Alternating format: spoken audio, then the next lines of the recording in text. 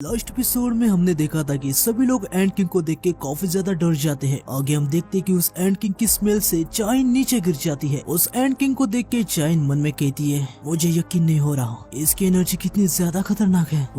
वो कोई ordinary beast नहीं है। आगे बेक कहता है, वो बीस्ट अचानक से हमारे सामने आ गया। उसके पैर की आवाज से ऐसा लगा जैसे हमारी रीढ़ की हड्डी शहर से गई हो। अब हमारे पास खड़े रहने का समय नहीं है, हमें उस चीज को हराना ही होगा। आगे हम देखते हैं कि एंड किंग डोंगो के साइड से निकल रहा होता है। इससे डोंगो के डर के मारे पसीने छूट रहे होते हैं। एंड किंग क्वीन के सर के पास जाता है। डोंगो कहता है, वो बस हमारे सामने से गुजर गया। तभी एंड किंग रेज में आके चिल्लाता है। इस आवाज की वजह से सारे के सारे हंटर नीचे गिर जाते हैं। चाइन डर के मारे कांप रही होती है। तभी एंड किंग काफी तेजी से उसके पीछे आ जाता है और उसके पेट में काफी जोर से पंच मारता है। इसकी वजह से चाइन दूर जाके एक दीवार में टकरा जाती है। चाइन दर्द के मारे चिल्लाने लगती है और उसके मुंह से भी खून निकलने लगता है। ये सब देख के डोंगो काफी ज्यादा डर जाता है। वो चाइन को आवाज देने लगता है। तभी एंड किंग उसके सामने आ जाता है। वो डोंगो की शील्ड के साथ उसके हाथ को भी तोड़ देता है। साथ ही अगले वार में एंड किंग डोंगो के दूसरे हाथ को भी काट डालता है। उसके बाद वो बेक की तरफ आने लगता है। बेक काफी गुस्से में एंड किंग पे चिल्लाता है, लेकिन एक ही पल में एंड किंग काफी तेजी से बेक के राइट चेस्ट पे हमला कर देता है। बेक इससे काफी ज्यादा हैरान हो जाता है। चोई जोंग अपने फायर मैजिक का यूज करने की कोशिश करता है, पर एंड किंग उसे भी काफी गहरा घाव दे देता है। तभी पीछे से लिम क्यू अपने तीर से एंड किंग पे वार करने जा रहा होता है। वो कहता है, मुझे क्लियर शॉट मिल चुका है, इस डिस्टेंस से मेरा शॉट मिस हो ऐसा हो ही नहीं सकता। वो एंड किंग पे अपनी तीर छोड़ देता है, पर एंड किंग उसके तीर को एक ही हाथ से पकड़ लेता है। ये देख के लिम क्यू काफी ज्यादा हैरान हो जाता है। वो कहता है, उसने मेरे अटैक को ब्लॉक कर दिया।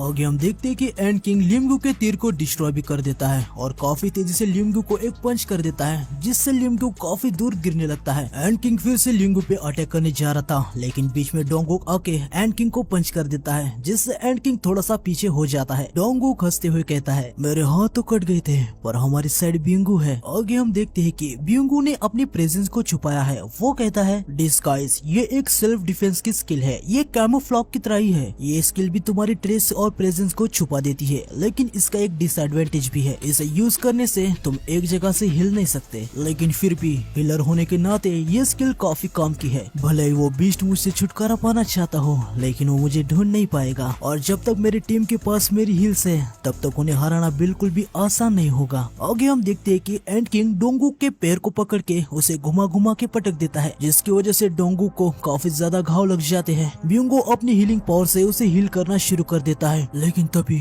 एंड किंग बिंगो को लोकेट कर लेता है। ये देख के बिंगो काफी ज्यादा हैरान हो जाता है। वो कहता है, पर मेरी डिस्गाइज स्किल तो अभी भी इफेक्ट में है, मुझे ढूंढने का तो कोई रास्ता हो ही नहीं सकता। एंड किंग बिंगो की तरफ जाने लगता है। ये देख के बेक जोर से बिंगो को आवाज लगाता है, लेकिन आगे हम देखते हैं कि एंड किंग ने बिंगो को मार दिया होता है। ये देख के बेक काफी ज्यादा हैरान हो जाता है। मरते मरते बिंगो बेक को आखिरी शब्द कहता है, यहाँ से भाग जाओ। आगे हम देखते हैं कि एंड किंग बिंगो के सर को खा जाता है। ये देख के सभी के सभी काफी ज्यादा हैरान हो जाते हैं। बेक काफी ज्यादा गुस्सा हो जाता है। वो चिल्लाते हुए एंड किंग पे हमला करने जा रहा होता है, लेकिन एंड किंग उसके गले को पकड़ लेता है। इसकी वजह से बेक नॉर्मल फॉर्म में आ जाता है। एंड किंग के मुंह के अंदर से बिंगो बेक से कहता है, बेक यहाँ से भाग जाओ। फिर एंड किंग बेक से कहता है, तुम सभी कमजोर हो। आगे नरेटर हमें बताता है, शरीर को खाने की वजह से इस बीस्ट को सिर्फ लाइफ ही नहीं मिली, साथ ही इसने जिस पर्सन को खाया है उसकी सारी स्ट्रेंथ और नॉलेज भी इसको मिल चुकी है। हम देखते हैं कि एंड किंग को बिंगो की कुछ यादें आ रही होती है। आगे एंड किंग बेक से कहता है, हमारी क्वीन हार गई,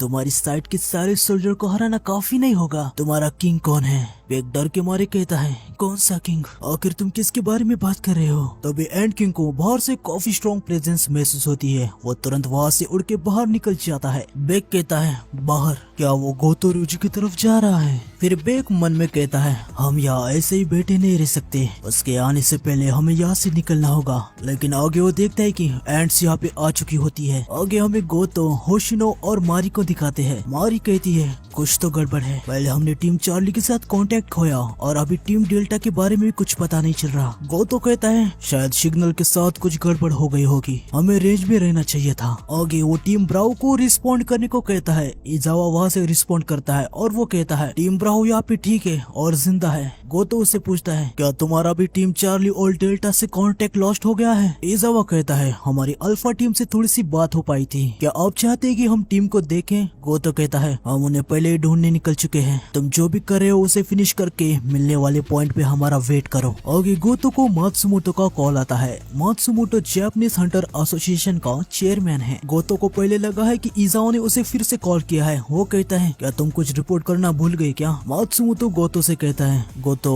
ये मैं हूँ। आगे हमें चाइना के पास के एक समुद्र को दिखाते हैं, उधर एक शिप भी होती है। शिप का जूनियर कैप्टन कहता है लगता है साउथ कोरिया ने इस बार डेयरिंग वाला मिशन लिया है, फिर भी इसके काफी ज्यादा चांसेस है कि वो एंड उड़ के यहाँ चाइना तक भी आ सकते हैं। तभी सीनियर कैप्टन कहता है जापानीज बेसब्री से कोरिया की हेल्प कर रहे हैं, इसका मतलब ये है कि गोतो रुचि नेशनल हंटर बनने की सख्त कोशिश कर रहा है। जूनियर कैप्टन कहता है हाँ मैं भी यही सोच रहा हूँ, अभी तक के सारे नेशनल लेवल हंटर्स ने एक एस रैंक गेट को तो क्लियर किया हुआ है, इसके बावजूद देखा जाए तो गोतो के पुराने रिकॉर्ड्स भी काफी अच्छे हैं, उसको बस इस एस रैंक गेट को क्लियर करना होगा और वो भी नेशनल लेवल हंटर बन जाएगा। लेकिन सीनियर कैप्टन कहता है मुझे शक है। जूनियर कैप्टन पूछता है वो कैसे? सीनियर कैप्टन कहता है नहीं नहीं कुछ नहीं, ये सब ऐसा लगता है जैसे कोई परफेक्ट बहाना हो, छोड़ो गोतो रुचि को अभी भी काफी लंबा रास्ता तय करना है। जूनियर कैप्टन कहता है आप सच्ची ऐसा सोचते हो? सीनियर कैप्टन कहता है अगर तुम्हें कभी लियो जिगांग को एक्शन में देखने का चांस मिला ना,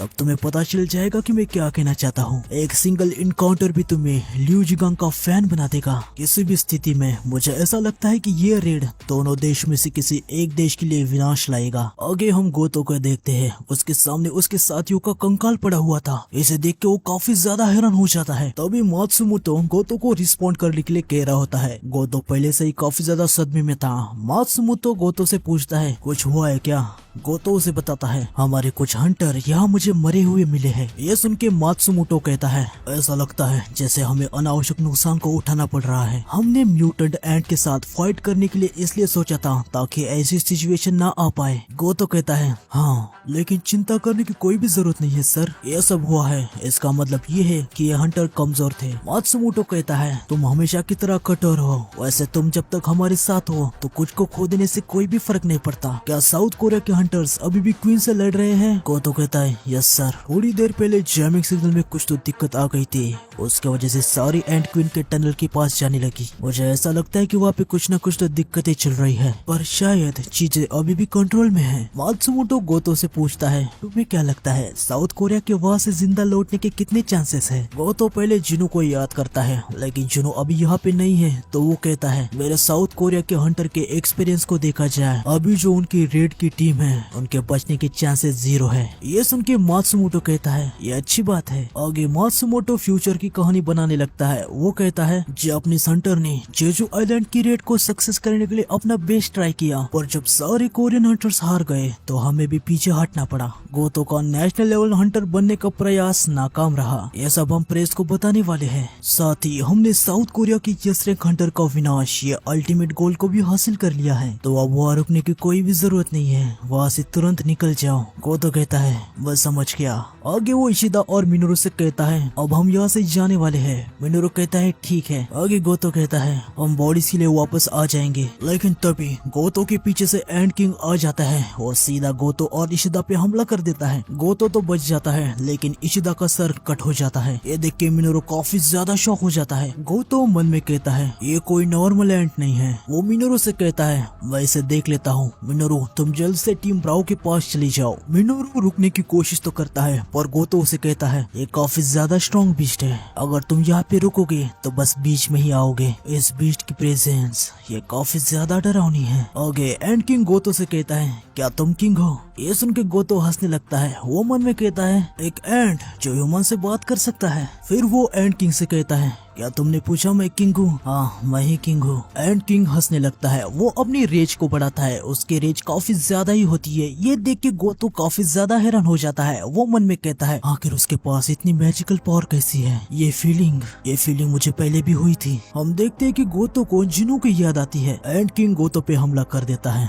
पहले वो उसके हथियार को तोड़ देता है और और बाद में उसका भी गला काट डालता है। आगे हमें टनल के अंदर दिखाते हैं जहाँ चोइंग अपने फायर वाले मैजिक का यूज करके एंट पे हमला कर रहा था। बेग चोइंग से कहता है, चोई क्या तुम अपनी आग को और भी नहीं बढ़ा सकते? चोई कहता है, अगर मैंने ऐसा किया तो इस जगह पे जितना भी ऑक्सीजन है ना वहाँ पे आग लग जाएगी और ये पूरी जगह जल के राख हो जाएगी। बेग मन में कहता है, सबको गहरे घाव लगे हुए हैं, बिंगो ने कम से कम अपना पेश दे के हमारे कुछ घाव को हील किया और हमें पूरी तरीके से ठीक होने में इतना काफी नहीं है। अभी के लिए हम सब में से बस चोई है जो चीजों को थोड़ा बहुत संभाल सकता है। अभी के लिए हम बस इतनी ही आशा कर सकते हैं कि इसकी फ्लेम इतनी हो कि वो इन एंट्स को हरा दे। हम देखते हैं कि चोई अपना पूरा जोर लगा रहा था, उसने काफी सारी एंट्स को रोक के रखा है लेकिन इतना काफी नहीं था। एंट्स इनके काफी पास आने लगती है। बेक मन में कहता है, क्या हम सब ऐसे ही खत्म होने वाले हैं? लेकिन तभी बेक की शैडो के अंदर से जुनो का शैडो सोल्जर आ जाता है और जो एंट्स बेक को मारने के लिए आ रही होती है उन्हें वो रोक देता है। ये देख के बेक काफी ज्यादा हैरान हो जाता है। जुनो की शैडो को देख के वो कहता है, एक ब्लैक सोल्जर,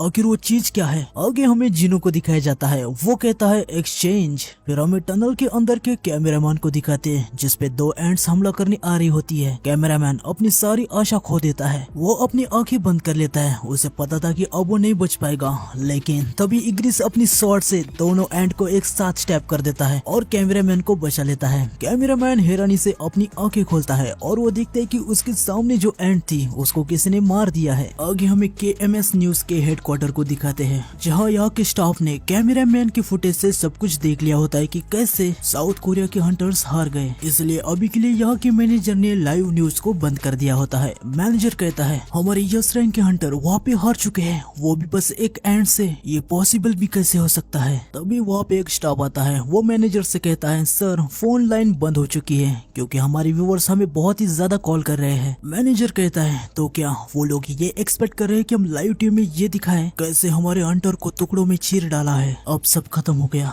हमारा काम अभी यही खत्म हो जाता है। लेकिन तभी स्टाफ कहता है, सर सीन में अभी अभी कोई आया है। मैनेजर एक्साइटेड होके कहता है, तुम किसके बारे में बात कर रहे हो? स्टाफ मेंबर कहता है, देखो सर। मैनेजर देखता है और वो तुरंत लाइव जाने के ऑर्डर दे देता है। तभी एडिटिंग वाला मेंबर कहता है, अगर अब हम लाइव जाएंगे तो कोई भी डिले नहीं होगा, अगर कुछ भी भयानक हो गया तो हम कुछ भी एडिट नहीं कर पाएंगे। मैनेजर कहता है, हमने पहले ही ब्रॉडकास्टिंग को एक बार बंद किया है, अब यहाँ से कुछ भी बुरा नहीं हो सकता, चलो चालू करो। अब यहाँ सब कुछ है या फिर कुछ भी नहीं, अब कोई फर्क नहीं पड़ता, हम लाइव जाने वाले हैं। आगे हम देखते हैं कि ब्रॉडकास्टिंग चालू हो जाती है जहाँ जिनो और इग्रिस दिख रहे होते हैं। मैनेजर कहता है, हमारा फेथ अब उस इंसान के हाथ में है। आगे हम देखते हैं कि जिनो अपने शैडो सोल्जर को समन कर चुका था। जिनो आयरन को ऑर्डर देता है, आयरन समझ जाता है, वो शॉक ऑफ प्रोवोकेशन स्किल का यूज कर लेता है जिससे उधर की सारी एंट एक जगह फ्रोज हो जाती है। फिर जिनो अपने ड्रैगर को निकल के एंट पे हमला कर देता है। जिनो काफी तेजी से सारी एंट को काट रहा होता है। आगे हम देखते हैं कि टस्क सारे जख्मी हंटर को प्रोटेक्ट कर रहा था। डोंगो को कुछ भी समझ नहीं आ रहा होता कि यहाँ पे चल क्या रहा है। वो कहता है, अभी अभी ये क्या हुआ, वहाँ पे फाइट कौन कर रहा है? बेक उसे कहता है, कोच माँ लगता है हम अच्छे हाथों में हैं, सब कुछ ठीक हो जाएगा। एंड्स और शैडोज की फाइट चल रही होती है जहाँ शैडोज एंड को काफी आसानी से काट रहे होते हैं। आगे जिनो कहता है, मुझे लगता है अब चीजों को बेहतर करने का समय आ चुका है। जिनो अराइज कह के सारे जो डेड एंड थे ना उनकी शैडोज को एक्सट्रैक्ट कर लेता है। ये देख के कैमरामैन काफी ज्यादा हैरान हो जाता है। वो मन में कहता है, ये क्या हो रहा है, क्या वो एंड फिर से जिंदा हो रही है? तभी हेडक्वार्टर से एडिटर कैमरामैन से पूछता है कि जल्दी जल्दी बताओ अभी वहाँ पे ये क्या हुआ। और आदेश अभी इस नजारे को लाइव देख रहा है। कैमरामैन उन्हें कहता है, मुझे भी नहीं पता कि आखिर ये क्या हो रहा है, पता नहीं क्यों वो एंड एक दूसरे से ही लड़ रही है। जिनो हंटर के पास आ जाता है, वो उन्हें कहता है, सभी एक साथ आ जाओ। जिनो अपने हीलिंग पोशन को निकालता है। वो मन में कहता है, मैं तो भूल ही गया, अब मैं कोई भी लेन देन नहीं कर सकता। आगे वो सारे हंटर को पोशन दे देता है और कहता है कि अभी जो मैंने आप सबको दिया है उसे पी जाओ, इसके बारे में मैं आपको बाद में सब कुछ बता दूंगा। सभी पोशन को पी लेते हैं और तुरंत ठीक हो जाते हैं। आगे जिनो चैन के पास आ जाता है, वहाँ पे डोंगोक भी होता है। डोंगोक जिनो से पूछता है, सिर्फ ये बेहोश क्यों रह गई? जिनो से बताता है, क्योंकि इसे काफी ज्यादा गहरा घाव लगा है, मैं अपने एबिलिटी से इसे ठीक नहीं कर सकता। जिनो मन में कहता है, वो धीरे धीरे वीक होती जा रही है। आगे जिनो डोंगोक से कहता है, देख के लग रहा है कि यहाँ पे चीजें निपट चुकी है और भी एंड आने से पहले हमें इस जगह से निकलना चाहिए। डोंगोक कहता है कि हाँ तुमने बिल्कुल सही कहा, हमें जल्दी से जल्दी यहाँ से निकल जाना चाहिए। लेकिन तभी जिनो को एक काफी ज्यादा हाई प्रेजेंस महसूस होती है। वहाँ पे एंड किंग आ जाता है। वो इन सभी से कह रहा होता है, तुम्हारा किंग बाहर नहीं था, वो कोई किंग नहीं था, क्या कोई और भी है जिसे तुम अपना किंग मानते हो? बेक एंड को देख के हद से ज्यादा डर जाता है। वो कहता है, वो फिर से आ गया है, इसका मतलब ये है कि गोतोरुचि हार गया। जिनो डोंगू से कहता है, कोच माँ आप चाइन का ख्याल रखिए। जिनो एंड किंग के पास जाने लगता है। डोंगू उसे जोर से आवाज देके रोकने की कोशिश तो करता है, पर जिनो आगे बढ़ता रहता है। आगे जिनो अपने मन में कह रहा होता है, वही तो मैं सोच रहा था कि गोतोरुचि की शैडो मुझे डिटेक्ट क्यों नहीं हो रही। एंड किंग जिनो से कहता है, क्या तुम ह्यूमन के किंग हो? यह सुन के जिनो कहता है, एक कीड़ा जो बात कर सकता है। आगे जिनो सीधे एंड किंग के सामने जाके खड़ा हो जाता है। एंड किंग जिनो से कहता है, तुम्हारी प्रेजेंस काफी खतरनाक है। एंड किंग जिनो को डराने के लिए उसके सामने अपनी रोर निकालता है, लेकिन जिनो उसे हंसते हुए कहता है, अब तुम कीड़े की तरह बर्ताव कर रहे हो। आगे हमें 5 मिनट पहले का सीन दिखाई जाता है, जहाँ जूही और सॉन्ग चूल देखते हैं कि लाइव ब्रॉडकास्टिंग अचानक से बंद हो गई। चूल कहते हैं, आखिर हंटर के साथ क्या हुआ होगा? जूही कहती है, वो क्या चीज थी? आगे हम जोंगसू को देखते हैं। वो गुस्से से कहता है, ये क्या हुआ? वो ऐसे ही ब्रॉडकास्टिंग को बंद नहीं कर सकते।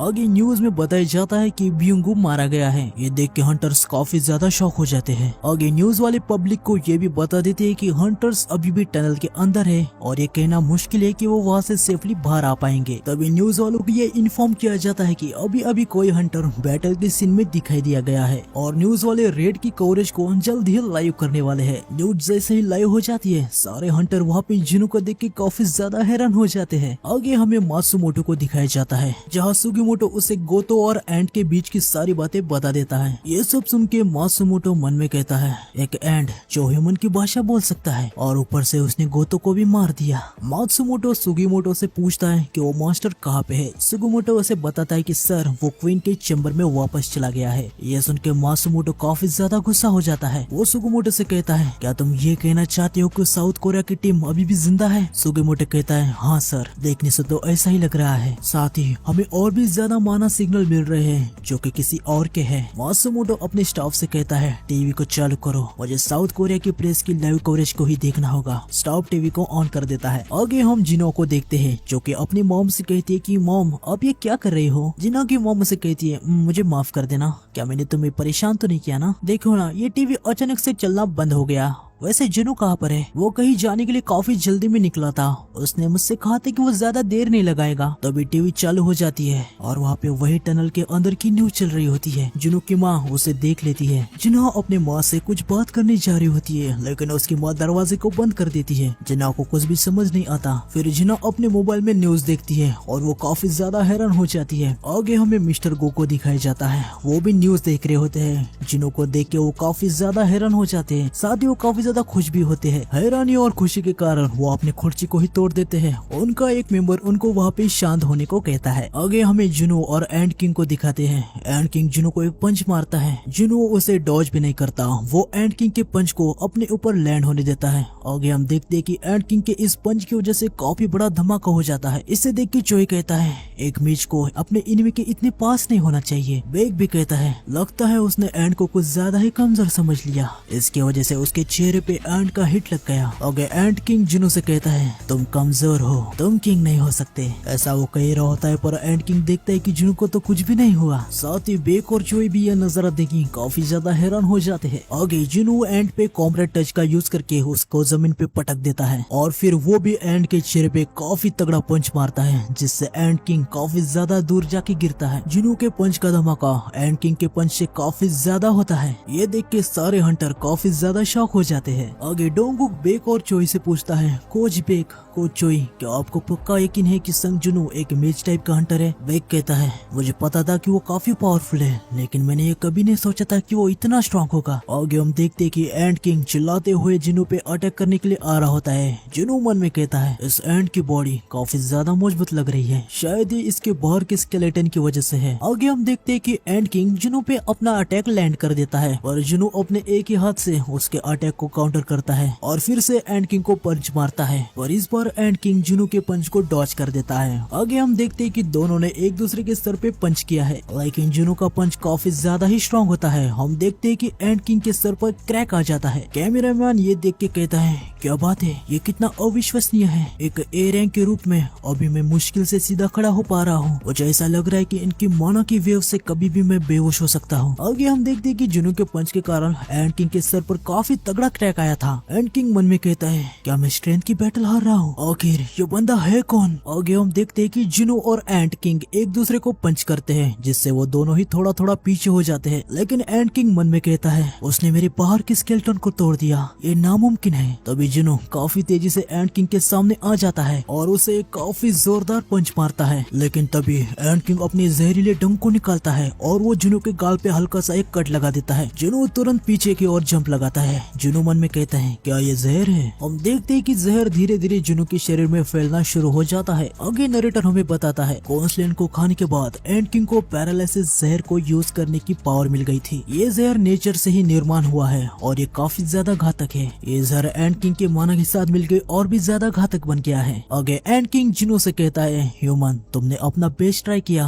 अब मरो। ऐसा कह के एंड किंग जुनू पे हमला करने आ जाता है। आगे हमें कनाई को दिखाते हैं, जो मिनोरू से कहती है, मिनोरू, मुझे मिस्टर सुगुमोटो का कॉल आया था, आखिर यहाँ पे हुआ क्या है? मिनोरू काफी ज्यादा डरा हुआ था क्योंकि उसने देखा था कि एंड किंग ने कैसे गोतो को मार दिया था। वो डर के मारे कांप रहा था। वो कहता है, हम जीत नहीं सकते, वो चीज एक मॉन्स्टर था। यस रैंक वाले के बारे में भूल जाओ, पूरी की पूरी ह्यूमन पॉपुलेशन भी अगर एक साथ आ जाए फिर भी वो उतनी स्ट्रांग नहीं होगी कि उस बीस्ट के सामने खड़े हो पाए, ना मिस्टर गोतो ना हम सभी। तभी कनाई उसके कॉलर को पकड़ के उसको उठाती है और वो उसे पूछती है, अगर तुम किसके बारे में बात कर रहे हो, क्या तुम्हारा दिमाग तो खराब नहीं हो गया ना? मिनोरू काफी ज्यादा सदमे में ही था। वो कहता है, उसे कोई भी नहीं हरा सकता, उसे कोई भी नहीं रोक सकता। कनाई मिनोरू को पीछे ढकेल देती है और उसे कहती है, तुम तो काफी ज्यादा निराशाजनक निकले। आगे कनाई देखती है कि वहाँ पे एक चॉपर आया है और वो कहती है, मुझे लगता है असली प्रॉब्लम तो अब शुरू होने वाली है। आगे हमें जुनू की तरफ का सीन दिखाते हैं, जहाँ जुनू एंड किंग के हमले को रोक देता है। इससे एंड किंग काफी ज्यादा हैरान हो जाता है। जुनू फिर से एक बार एंड किंग को जोरदार पंच करता है, जिससे एंड किंग काफी ज्यादा दूर दीवार से टकरा जाता है। आगे हमें पता चल जाता है कि जुनू ने बफ इम्यूनिटी स्किल का यूज कर लिया था, जिसकी वजह से जुनू को हर अबनॉर्मलिटी से रेजिस्टेंस मिल जाता है और इसकी वजह से जुनू के अंदर का सारा जहर खत्म हो जाता है। आगे जुनू मन में कहता है, मैं ये कह सकता हूँ कि उस बीस्ट को खुशी महसूस हुई थी, क्या वो इसलिए क्योंकि मुझे जहर लग गया था? जब से मेरे सेंस के स्टैट बढ़े हैं, अब मैं इस एंड के इमोशन फील कर सकता हूँ और अभी मुझे पूरा यकीन है कि वो घबरा रहा है और साथ ही मेरे टीममेट भी घबरा रहे हैं। आगे जुनू चैन को देखते हुए अपने मन में कहता है, मुझे जितना जल्दी हो उतना जल्दी इस फाइट को खत्म करना होगा।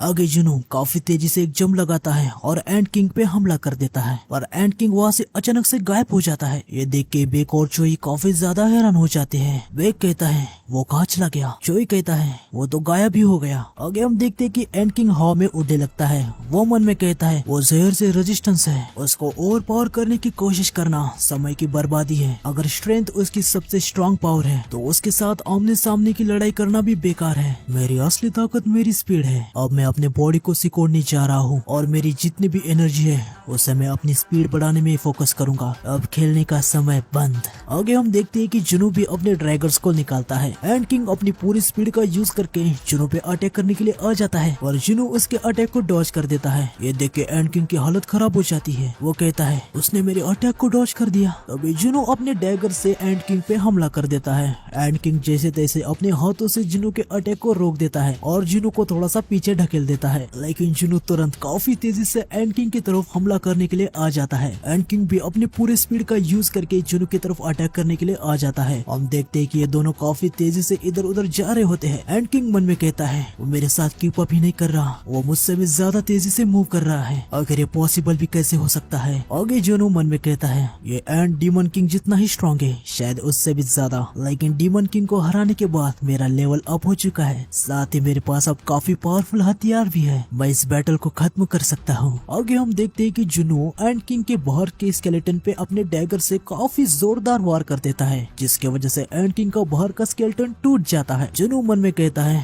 अभी मेरा चांस है। जुनू क्रिटिकल अटैक को एक्टिवेट कर देता है। वो उस पे अटैक करने जा ही रहा होता है कि सिस्टम जुनू को बताता है क्रिटिकल अटैक अपने मैक्सिमम लेवल पे अपग्रेड हो चुका है जो कि है मल्टीलेट। जुनू कहता है मल्टीलेट पे अपग्रेड। जुनू ये सब देख रहा होता है तभी एंड किंग वहाँ से उड़ के जाने लगता है, पर जुनू उसे कहता है तुम कहाँ जाने के बारे में सोच रहे हो। जुनू मल्टीलेट को एक्टिवेट कर देता है जिससे एंड किंग के सामने काफी सारे स्लैशेस आ जाते हैं। थोड़ी ही देर बाद जुनू एंड किंग के सामने घूम के चारों तरफ से मल्टीलेट को एक्टिवेट कर देता है। जुनू एंड किंग का एक हाथ भी काट डालता है और एंड किंग को काफी सारे स्लैशेस लग रहे होते हैं। इसकी वजह से एंड किंग दर्द के मारे चिल्लाने लगता है। आगे हम देखते हैं कि जुनू स्लैशेस का सर्कल बना के वहाँ से पीछे कूद जाता है। एंड किंग स्लैशेस के सर्कल में फंस जाता है। एंड किंग मन में सोचता है क्या सच में इस ह्यूमन के ऊपर मुझे कोई भी एडवांटेज नहीं है। नहीं, तभी हम देखते हैं कि एंड किंग काफी जोर से चिल्लाता है। हमें देखने को मिलता है कि उसने सारी एंड को अपनी तरफ बुला लिया होता है। सारे एंड किंग के सामने आ जाते हैं जिसकी वजह से जो स्लैशेस का सर्कल था वो टूट जाता है। फिर एंड किंग काफी गुरूर के साथ जुनू से कहता है ये कैसा रहा ह्यूमन, लेकिन जुनू एंड किंग के ऊपर हंसता है। आगे वो अपने फोर्थ शैडो आर्मी को समन कर देता है और शैडोज और एंड की बैटल स्टार्ट हो जाती है। सारे शैडोज काफी आसानी से एंड को हरा रहे होते हैं। आगे जुनू टस्क को समन करता है और वो उसे कहता है सिर्फ एंड पे ही अटैक करना, अगर तुमने गलती से एक भी ह्यूमन को हर्ट किया तो मैं तुम्हें फिर कभी भी समन नहीं करूंगा। टस्क अपना सिर हिला के ठीक है कहता है। फिर वो हीम ऑफ जायंट स्किल का यूज करके काफी ज्यादा बड़ा बन जाता है और बाद में हीम ऑफ फायर ड्रैगन स्किल से वो काफी ज्यादा खतरनाक अटैक करता है। उसका ये अटैक इतना पावरफुल था कि उसकी फ्लेम टनल को फोड़ते हुए बाहर निकल जाती है। ये देख के लिमग्यू और डोंगो काफी ज्यादा शॉक हो जाते हैं। लिमग्यू कहता है क्या वो उसने समन किया हुआ बीस्ट है? क्या सच में उसने उस चीज को समन किया है? डोंगो कहता है नहीं, वो कोई बीस्ट की तरह नहीं दिख रहा। ऐसा लग रहा है कि मानो डेविल खुद लिविंग के लैंड में उतर गया है। टस्क के इस अटैक को देख के एंड की भी हालत काफी ज्यादा खराब हो जाती है और वो मन में कहता है मुझे समझ नहीं आ रहा, जब से मैं पैदा हुआ हूँ मैं हमेशा स्ट्रॉन्ग रहा हूँ। मैंने अपने रास्ते में जो भी आया उसे डिस्ट्रॉय किया है और फूड चेन में टॉप पे जगह बनाई है। मैं कितना पावरफुल बन सकता हूँ इसकी कोई लिमिट नहीं है। मैं तो किंग हूँ, तो आखिर ये सब क्यों हो रहा है? आगे हम देखते हैं कि जुनू टस्क की आग के अंदर से काफी बैडास तरीके से आ रहा होता है। उसे ऐसा देख एंड किंग कहता है मुझे जिंदा रहने के लिए यहाँ से भागना होगा। आगे हम देखते हैं कि एंड किंग वहाँ से भागने लगता है। वो अपने आप को बिंगू की हीलिंग पावर से हील कर रहा होता है। उसे ऐसा देख जुनू मन में कहता है क्या वो बिंगू की हीलिंग एबिलिटीज को यूज कर रहा है? मेरा पहली बार ऐसे बीच से सामना हुआ है जो अपने अपोनेंट को खा के उनकी स्किल को ऑब्जर्व करता है। एंड किंग भागते हुए मन में कहता है मुझे किसी भी हालत में जितना दूर हो सके उतना दूर भागना होगा। लेकिन जुनू कमांडर टच का यूज कर लेता है जिससे वो एंड किंग को पकड़ के जमीन पे पटक देता है। एंड किंग फिर भी रेंगते हुए निकलने की कोशिश करता है। जुनू एक जम्मू लगाते हुए उसे कहता है मैं तुम्हें यहाँ से कहीं जाने नहीं दूंगा। जुनू एंड किंग पे मल्टीलेट स्किल से हमला कर देता है जिससे एंड किंग को काफी सारे स्लैश लग जाते हैं और फाइनली जुनू एंड किंग को हरा देता है। इससे जुनू का लेवल 2 से अप हो जाता है। तो आज की वीडियो में बस इतना है, मिलते हैं नेक्स्ट वीडियो में। नेक्स्ट वीडियो आएगा कल या फिर परसों, तो चैनल को सब्सक्राइब कर देना और बेल आइकन को दबा देना और मुझे कमेंट सेक्शन में बताना कि आपको वीडियो कैसे लगा। मिलते हैं नेक्स्ट वीडियो में, सायोनारा।